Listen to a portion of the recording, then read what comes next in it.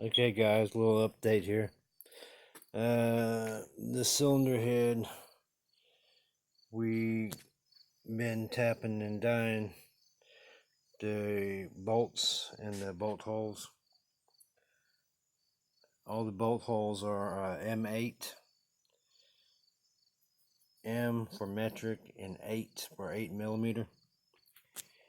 Even these right here, all those, there's got threads in there too. But all your holes on the outside, even these little ones here, they're all M8s. Oh, excuse me, these are M6. Where your valve cover attaches, those are M6 on the outside.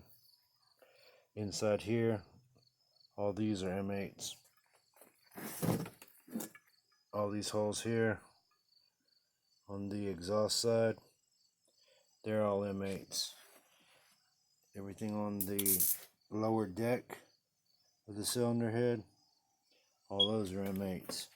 Everything on this side, yeah,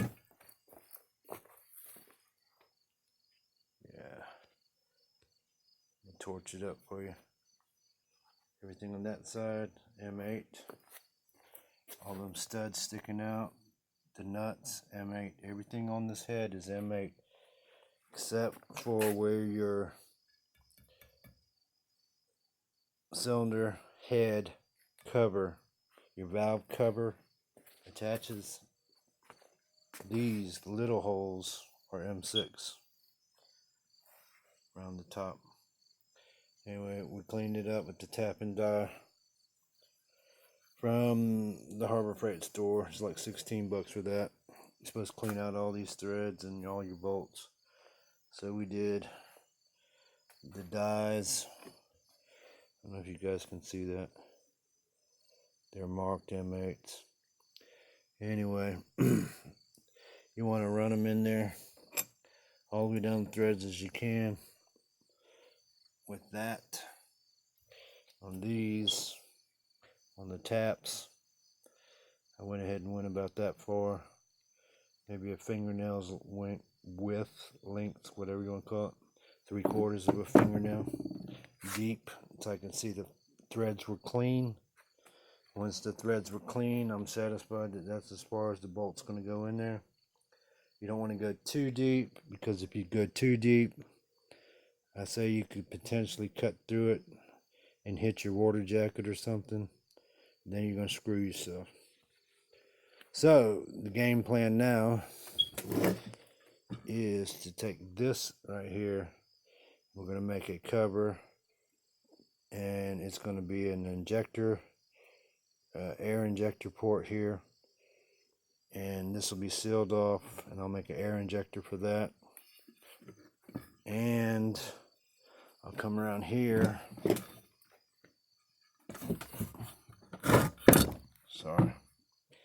Come around here on the tops, and I'm going to close all this off. Where your water ports are, I'm going to close all the water ports off. Rubber and maybe a steel plate over it, clamp it down, inject the air in it, and dip it in this tank. Got part of a 55-gallon drum that I used for the degreasing. Fill that up with water, dip it, and if we see any air coming out of the chambers, that's where we're looking for. If we have everything blocked off and there's no air bubbles, we should be in good shape. And when I get ready to do that, it'll be a live video of the whole process. Anyway, we're gonna go ahead and measure that up, make our air fitting at the shop tomorrow, then try putting that on tomorrow night. That's the game plan, anywho.